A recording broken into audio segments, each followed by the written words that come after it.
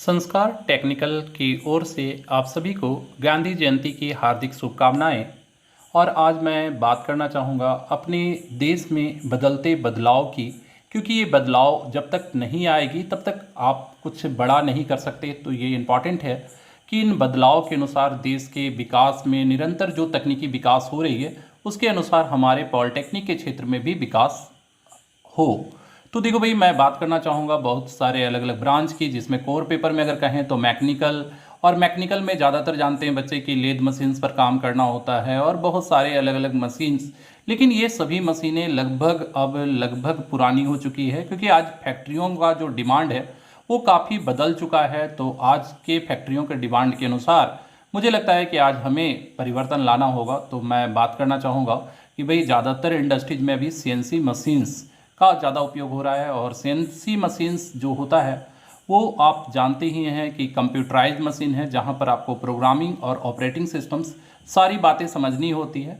तो computer based आज machine जो मैकेनिकल के क्षेत्र में आ गया है, जिसके चलते जितनी भी इंडस्ट्रीज है वहाँ पर रिक्वायरमेंट जो होता है वो खासकर इन मशीनों में जो बच्चे नॉलेज रखते हैं, जिनको प्रोग्रामिंग का आइडिया होता है, इन सीएनसी मशीन्स को ऑपरेट करने का आइडिया होता है, उन बच्चों का प्लेसमेंट्स काफ़ी आसानी से हो जाता है। और इंडस्ट्रीज़ में उनके लिए ये काफ़ी इम्पॉर्टेंट है कि वो समझें कि भाई केवल ब्रांच पेपर ले लेने से नहीं होगा, साथ में ब्रांच पेपर्स की क्या आज चेंजिंग्स है। क्योंकि आप जान रहे हो कि कहीं ना कहीं पुराने लेद मशीन्स पर काम करना, आज भी बहुत सारे कॉलेज हैं, सरकारी कॉलेज है, जहाँ पर लेद मशीन्स ही प्रैक्टिस करवाने के लिए मिलता है।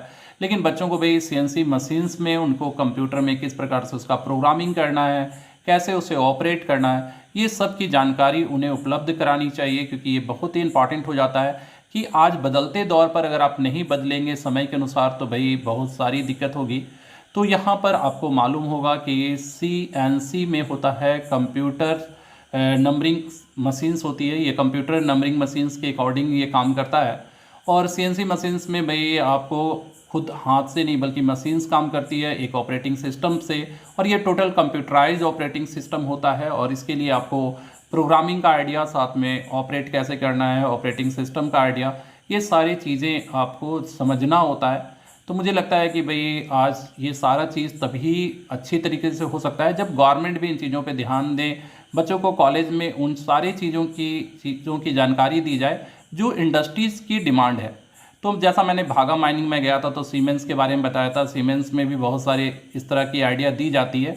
लेकिन आपको सीएनसी मशीन्स पर स्पेशल कुछ आइडिया ज़रूर रखना चाहिए अगर आप मैकेनिकल ब्रांच से हो।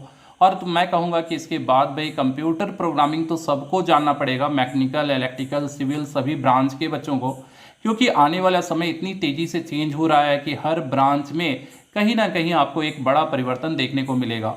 तो ये बहुत ही इंपॉर्टेंट हो जाता है कि बदलते दौर के आधार पर आप बदलें और इन सारी चीज़ों की जानकारी एकत्र करें, क्योंकि बदलते दौर में इंडस्ट्रीज की क्या डिमांड है। और मैं कहूँगा कि भाई इसमें आप एक चीज़ देख रहे होंगे कि आपके सामने एक 3D प्रिंटर, हाँ भाई 3D प्रिंटर, ये मैं कहूँगा कि आने वाले समय का एक बहुत बड़ा बदलाव का एक छोटा सा नमूना है जो आपके सामने दिख रहा है। क्योंकि आप जो भी कल्पना करोगे, मतलब कि आप एक 3D प्रिंटिंग, पहले तो आपने सुना होगा कि हम लोग जब प्रिंटिंग करते थे तो 2 डायमेंशंस में प्रिंटिंग होती थी, लेकिन अब 3 डायमेंशन प्रिंटर आ गया है, 3D प्रिंटर। तो ऐसे में जो भी चीज़ आप कल्पना कर लेते हो 3D वे में, वो आप उसको बना सकते हो। और इसके लिए भाई बेसिक्स आप काफ़ी ज़्यादा इसमें अपग्रेड हो गया है, क्योंकि पहले कैडिया सीख कर बच्चे बहुत सारे ग्राफिक्स का काम करते थे, लेकिन अब भाई बहुत सारे नए नए प्रोग्रामिंग आ गए हैं जो आपके लिए काफ़ी इंपॉर्टेंट हो जाता है कि इन सब चीज़ों का आपके पास आइडिया हो। और इन क्षेत्रों में भाई आपको समझ रखना होगा कि आने वाले समय की जो डिमांड है, जो आज बदलाव आ रही है, इन बदलाव को देखते हुए मुझे लगता है कि बच्चों के लिए बहुत ज़रूरी है कि बच्चे पॉलिटेक्निक में कोई ब्रांच लेने से पहले उन बदलावों को समझे कि किन किन क्षेत्रों में क्या बदलाव आ रहा है। और आप देखोगे कि आने वाले समय में ये 3D प्रिंटर एक बहुत बड़ा बदलाव कम से कम इस टेक्निकल दुनिया में लाने वाला है। क्योंकि आपको मालूम होना चाहिए कि 3D प्रिंटर से आज जो पुराने मशीन, लेद मशीन थे, उनको अब सीएनसी मशीन्स में कन्वर्ट कर लिया गया। और अब तो प्रिंटर भी बहुत अलग अलग टाइप के आ रहे हैं। तो यहाँ आप देख रहे हो कि जो प्रिंटर है वो एक फैब्रिक प्रिंटर है, मतलब प्लास्टिक से वो कहीं ना कहीं 3D डिज़ाइन कर रही है। लेकिन ऐसे ही बहुत सारे प्रिंटर आते हैं जो मेटेलिक होते हैं, और कुछ कुछ प्रिंटर तो आजकल घर बनाने के लिए भी उपयोग किए जा रहे हैं, मतलब कि घर भी प्रिंटर से बन रहा है। सोच सकते हो कितने बड़े बड़े प्रिंटर आ रहे हैं जिनसे बहुत सारे बड़ी बड़ी चीज़ें बनना स्टार्ट हो गई है।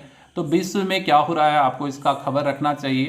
केवल भाई हम लोग पुराने सिस्टम से अपने एजुकेशन को हासिल करते रहें तो इससे हम लोग समय के साथ सारे देश के साथ कंधे से कंधे मिलाकर नहीं चल पाएंगे, क्योंकि कहीं ना कहीं हमारी जो टेक्निकल एजुकेशन है वो बहुत ही अभी पीछे है। मुझे लगता है कि हमारे टेक्निकल एजुकेशन में भी एक बहुत बड़े परिवर्तन की आवश्यकता है। और आज का ये वीडियो मैं इसलिए ही बना रहा हूँ ताकि गवर्नमेंट भी इन चीज़ों पर ध्यान दे कि जितने भी कॉलेजेस हैं उनको अपग्रेड कीजिए, क्योंकि भाई समान आजकल दुनिया लगातार अपग्रेड हो रहा है टेक्निकल विकास में। अगर आप अपने आप को अपग्रेड नहीं करेंगे तो फिर हम लोग काफ़ी भारत पिछड़ जाएगा।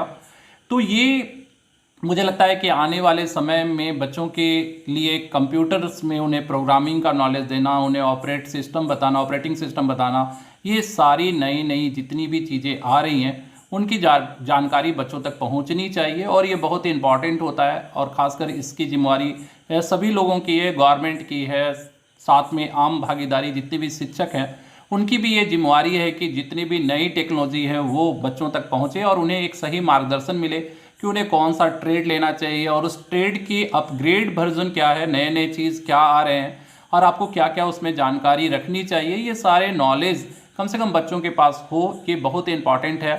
और यही कारण है कि आज गांधी जयंती पर मैं एक छोटा सा वीडियो ला रहा हूँ कि ब्रांच जो आप लेते हैं उन ब्रांच के साथ साथ किस चीज़ों में कितना बड़ा परिवर्तन आता जा रहा है, इन चीज़ों को मैं समझाने का प्रयास कर रहा हूँ। और आप देखोगे कि ये जो आप सामने प्रिंटर देख रहे हो ये मेटेलिक प्रिंटर है, मतलब जैसे आप प्लास्टिक में देखे वैसे मेटल के जो भी ऑटोमोबाइल का सेक्टर है उसमें टूल्स बनाने के लिए अभी तो मैंने बृहद रूप में इसका उपयोग नहीं हो रहा है, लेकिन बड़े बड़े जैसे आप देख रहे हो सामने ये बोर्ड बनाया गया है 3D प्रिंटर से। हाँ भाई 3D प्रिंटर से इतने बड़े बोर्ड बनाए जा रहे हैं।